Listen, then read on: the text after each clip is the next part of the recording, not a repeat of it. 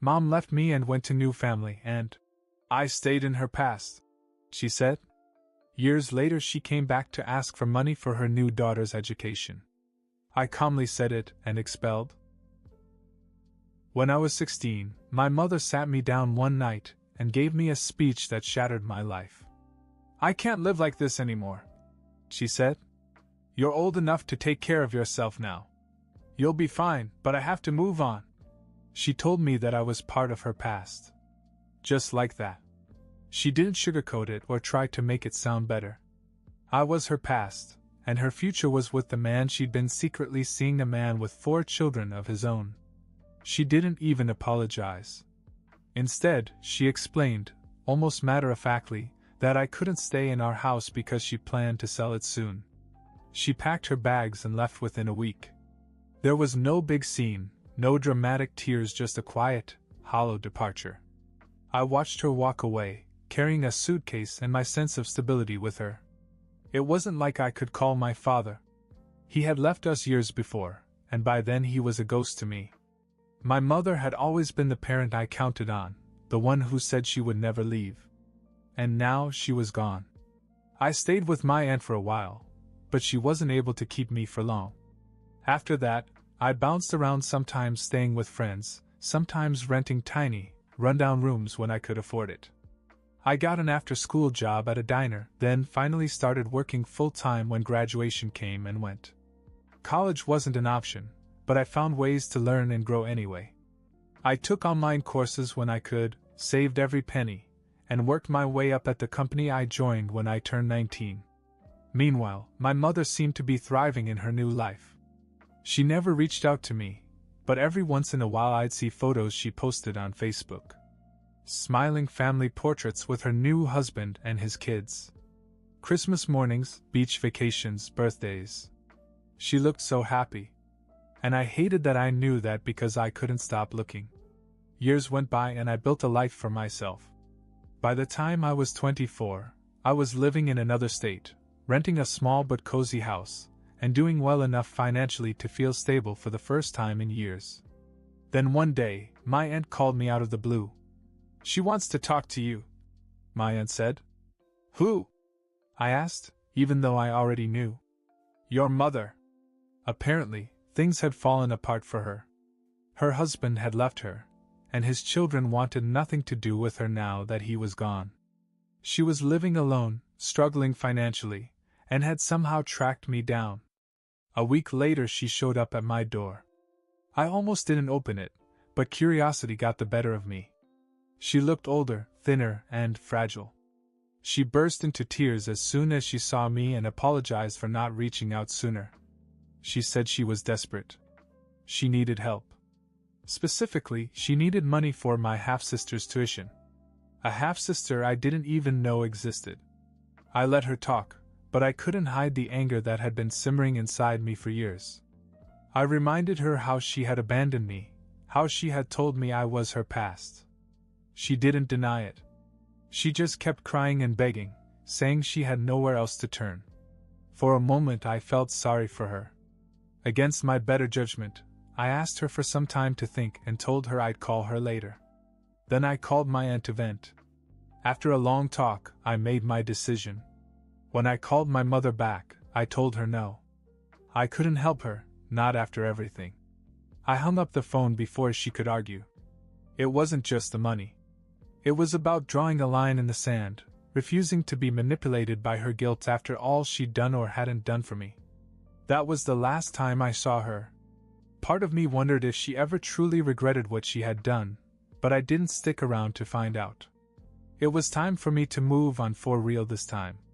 After I hung up the phone, I expected to feel relief, like a weight had been lifted from my shoulders. But it didn't happen, not right away. Instead, I spent days replaying it all in my head. Her tears, her pleas, the raw nerve she hit when she said, I had no one else to turn to.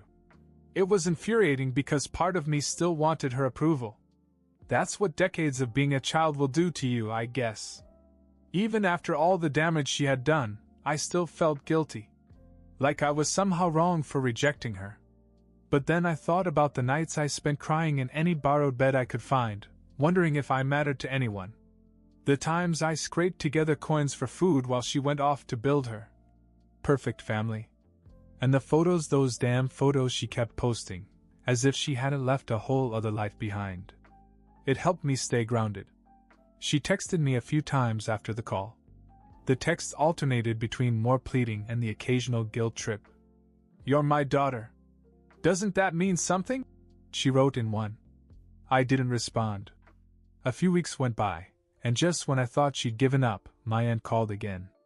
She said my mother had been to see her, asking for help. Apparently, she still wanted me to reconsider. "You have a big heart," my aunt said.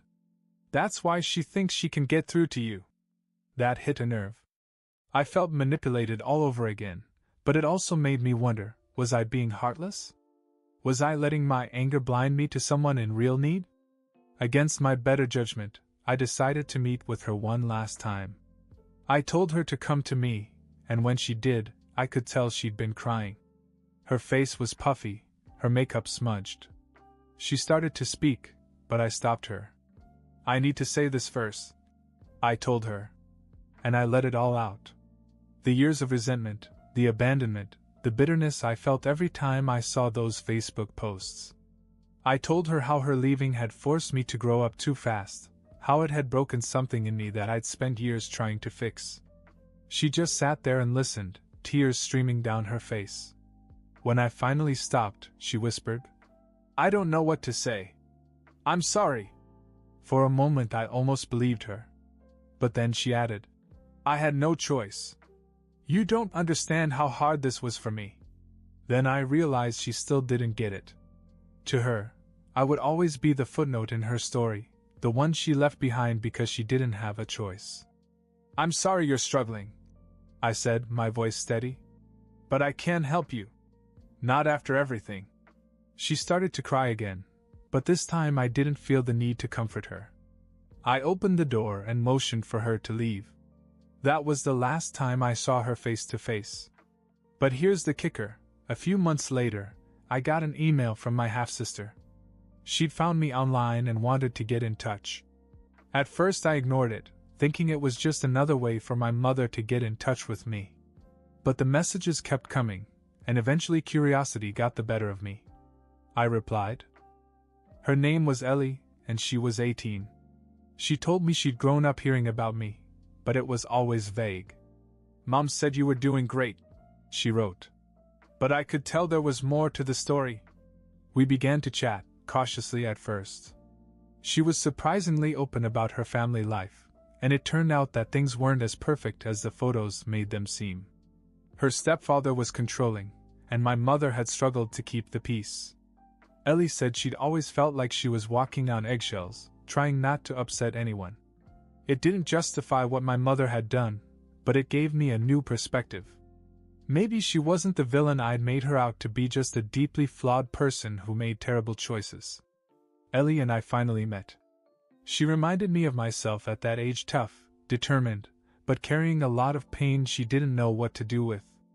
I didn't have the heart to tell her everything about our mother, but I shared enough to let her know she wasn't alone. In a strange way, Ellie became the connection I didn't know I needed. She wasn't a replacement for the mother I lost, but she was family. Real family. And for the first time in years, that felt like enough. Ellie and I began to bond, meeting every few weeks for coffee or a quick lunch. She had this quiet resilience that reminded me of myself when I was younger. But as much as I liked her, there was something she hadn't told me, something I could feel simmering beneath the surface every time we talked. One evening, as we sat on a park bench overlooking the water, she finally broke down. "I have to tell you something," she said. "But you're not going to like it." I braced myself. She hesitated, then looked at me. "Mom lied to you. About me, about a lot of things." I didn't say anything, but my stomach twisted. "She never asked for the money for my tuition," Ellie said. "She used it to pay off some debts she owed, to people who aren't exactly patient about being paid late." I stared at her, stunned. "What do you mean, debts? What kind of people?" Ellie fidgeted with her bracelet. "I don't know all the details, but it's bad. She got into some kind of gambling mess with her old boss, and it got out of hand.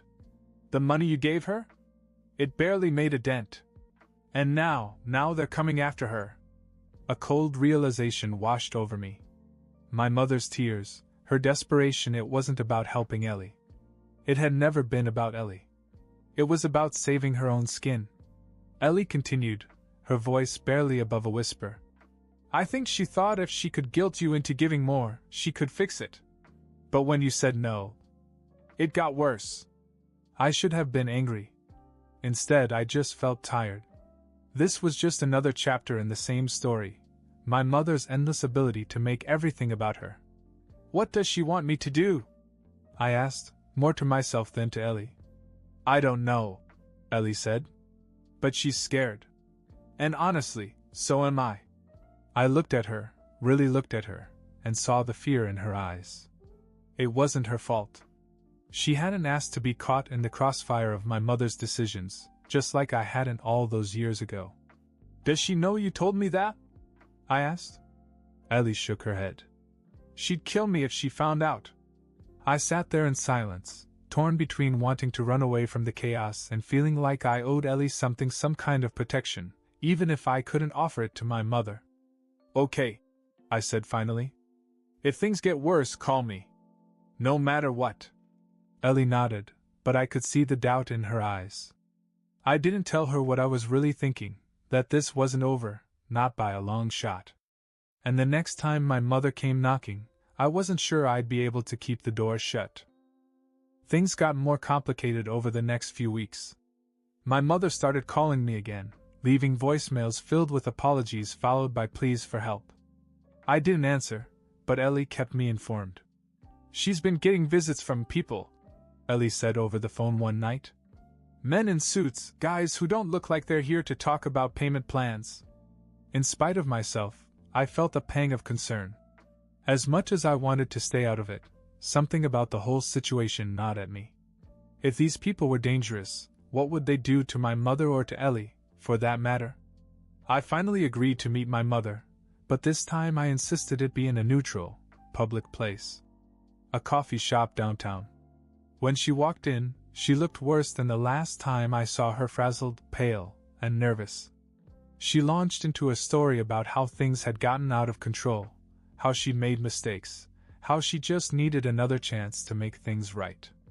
What exactly are you paying for? I asked, cutting her off in the middle of her rant. Her eyes darted around the room. It's complicated. Try me, I said. She hesitated, then said, It's debt I took on to help the family. Ellie's tuition was part of it. The rest, it's hard to explain. I didn't buy it. Ellie already told me the tuition story was a lie, I said flatly. The color drained from her face, but she recovered quickly. Fine. It's not about the tuition. But it is about protecting Ellie and me. These people, they'll come after us if I don't pay them back. How much do you owe? I asked, my voice calm. $50,000, she said after a long pause. I leaned back in my chair and let the number sink in. It wasn't pocket change, but it wasn't insurmountable either. Something about it felt wrong. I decided to do something I hadn't done before, dig deeper. After leaving the coffee shop, I called Ellie and asked her what she knew about these debt collectors. She didn't have much, but it was enough to start an online search. What I found confirmed my suspicions. There was no debt. No threatening collectors. The men who'd visited my mother were associates of her latest boyfriend, a con artist with a history of targeting women for money. They had cooked up the whole scheme together, hoping to scare me into paying up. Ellie had been caught in the middle without even realizing it. The next time my mother called, I answered. You lied to me, I said. What are you talking about? She asked, her voice shaking. I laid out everything I'd discovered, piece by piece. In the end, there was silence on the other end of the line. I don't know what you think you found, she finally said. But I'm telling you, I need help. No, I said firmly. Not this time. Not ever again. You made your choices and now you have to live with them. I hung up the phone and blocked her number. Ellie was angry when she found out. Not with me, but with our mother. She cut ties with her almost immediately, saying she couldn't take the lies anymore. In the end, I didn't feel triumphant or vindicated. Just done. I had spent too many years letting my mother's chaos bleed into my life. It was time to close the door for good. Ellie and I stayed close though. We had each other now, and that was more than enough. A few months after I cut ties with my mother, Ellie called me in the middle of the night. Her voice was shaky, barely a whisper. "I have to leave," she said. "I can't stay here anymore." I could hear it in her tone something had happened. "What's wrong?" I asked, sitting up in bed. She hesitated before saying, "It's Mom. And her boyfriend. He's staying with us. He's not who she said he was." My stomach dropped. I had warned Ellie about our mother's track record, but I never imagined things would escalate like this. "Is he dangerous?" I asked. "Yes," she said. "And Mom is letting it happen. She doesn't care what he's done to me as long as he pays the bills." I clenched my jaw, anger bubbling beneath the surface. "Where are you now?" "At the bus station," she said. I couldn't stay there another second. I don't know where to go." "Come to me," I said at once. "I'll figure it out." But Ellie hesitated. "I can't. I'm not getting you into this again. I already have a place to stay, at least for now. She's a friend, someone I met at school." This was news to me. I didn't know Ellie had anyone close enough to turn to, but she sounded sure. "Are you sure about her?" I asked. "She's the only person I trust right now," Ellie said. "She knows what I've been through. Her name is Madison. She went through something like this with her own family, so she gets it." Hearing the relief in Ellie's voice made me back away. If Madison was someone she trusted, I wasn't going to push. Over the next few weeks, Ellie settled into her new life with Madison. They shared a tiny apartment not far from Ellie's old college. It wasn't much, but it was better than what she'd left behind. She told me that Madison was kind, stable, and fiercely protective, everything our mother wasn't. One day, during a phone call, Ellie dropped the news. "Madison isn't just my friend," she said. "She's more than that." I paused, letting her words sink in. "Are you happy?" I asked. "For the first time in years," she replied. That was all I needed to hear. Ellie blossomed in ways I hadn't seen before. She went back to school, worked part-time, and even started volunteering at a shelter for women in crisis. It was as if she'd found a purpose, a way to channel all the pain she'd been carrying around into something meaningful. As for our mother, I heard through the grapevine that her boyfriend had finally left her and that she was struggling again. But I didn't reach out. Neither did Ellie. We had both built new lives far away from the chaos we grew up with. And though it wasn't easy, it felt good to finally leave the past behind. Ellie and Madison invited me over for Thanksgiving that year. Their small apartment was cramped, and the table wobbled every time someone leaned on it, but the warmth in the room was something I hadn't felt in a long time. We were free for the first time. And that was enough. A few months after that Thanksgiving, Ellie called me with a sense of urgency I hadn't heard in a long time. "Can you come over? There's something I have to tell you," she said. When I arrived at her apartment, Madison met me at the door. She looked nervous, but Ellie seemed too calm. We sat at the table, the same one that wobbled on Thanksgiving, and she slid a letter over to me. It was addressed to her from our mother. "I didn't open it," Ellie said. "I wasn't sure I wanted to. But I thought maybe you should be here if I did." I hesitated. "Are you sure? After everything?" Ellie nodded. She opened the letter carefully, her hands shaking slightly, and began to read aloud. It was rambling, disjointed, filled with half apologies and excuses. Our mother claimed to be sorry for everything, but still managed to justify every bad decision she'd made. At the end, there was a chilling line. "Even if you hate me, I just want you to know you were never supposed to find out about the money." Ellie froze, her eyes snapping up to meet mine. What does she mean? I asked. I don't know, Ellie whispered. The letter didn't elaborate, but it left a lingering question that neither of us could shake. What money? Was it the tuition scam? Or was it something deeper, something we hadn't yet uncovered? It gnawed at us for weeks, but we never got the answers. Our mother disappeared from our lives again, this time for good. Maybe it was guilt, or maybe she just didn't want us digging into her secrets. Ellie and I finally let it go. Some questions didn't need to be answered. We had each other, and that was enough. But sometimes, late at night, I still wonder, what else had she been hiding all this time?